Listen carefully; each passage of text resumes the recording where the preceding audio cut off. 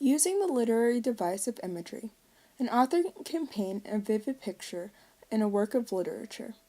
If properly applied, this literary tool not only appeals to the human senses, but also creates a clear image of what the author is trying to convey to the reader.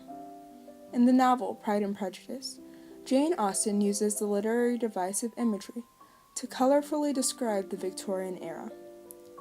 During the Victorian era in England, life consisted of extravagant gowns, proper manners, formal waistcoats, and memorable balls.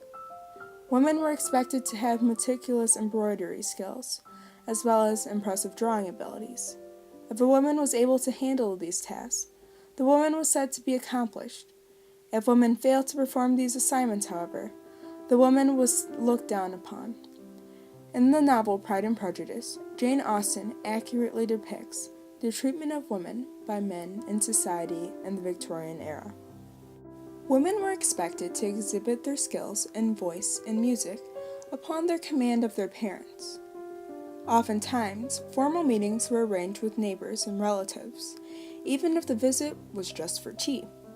The meeting would be an opportunity for a young woman to entertain the guests. The expectation men in society imposed on women was to find a suitable partner.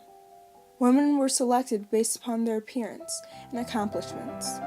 Once the marriage took place, the woman was anticipated to perform the traditional role of mother and spouse. Not only was the woman expected to perform these roles, but also the woman was to pass on these same values to her children. Men in society did not value a woman who could communicate well and was interested in books or education. In Pride and Prejudice, people were often skeptical of the way Elizabeth voiced her opinion in such a bold manner. Intelligence was not encouraged, nor was any interest in politics. Elizabeth was verbose and opinionated, and these qualities were disrespected by multiple people. For example, Catherine de Bourgh felt Elizabeth voiced her opinion very strongly for such a young person. Austen, however, introduces Jane as the ideal young woman of the middle class. Jane was demure and followed the social rules set by society regarding women in Victoria. Women were to be very polite, respectful, and quiet. Austen's contrasting description of these women illustrates how personality and appearance affect the courting rules of younger women in the Victorian era. During the Victorian era, motherhood was regarded by society as the sufficient emotional fulfillment for females.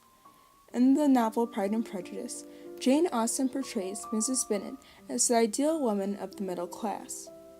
According to the article A Look Back in Time, the ideal woman of the middle class was said to have wedded, had children, and tended for her children.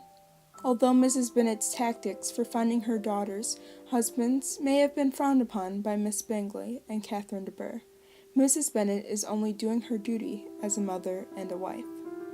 Catherine de Bourgh, an upper-class woman in the novel, questions Elizabeth on why her mother does not hire a governess with 5 daughters.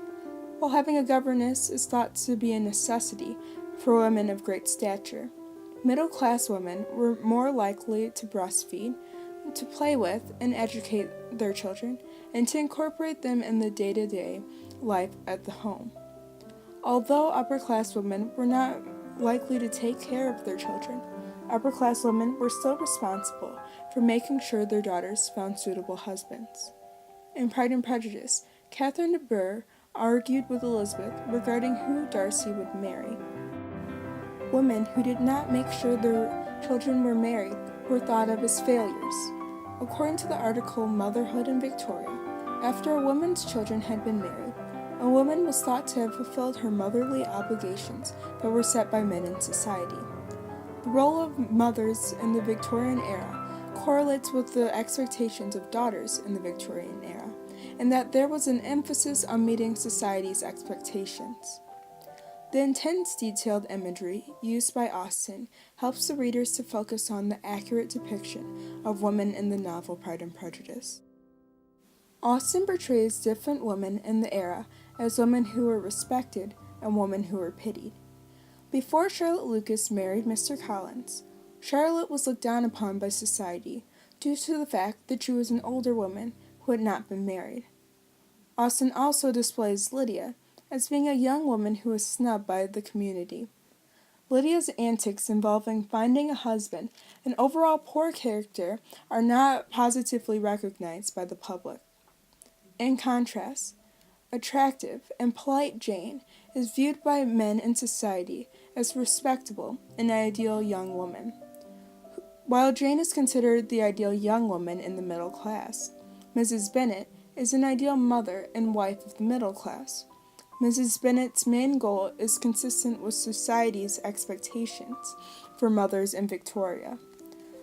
Although her methods are sometimes questioned, Mrs. Bennet makes the task her main priority. Jane Austen focuses the novel on how women and men differ in society.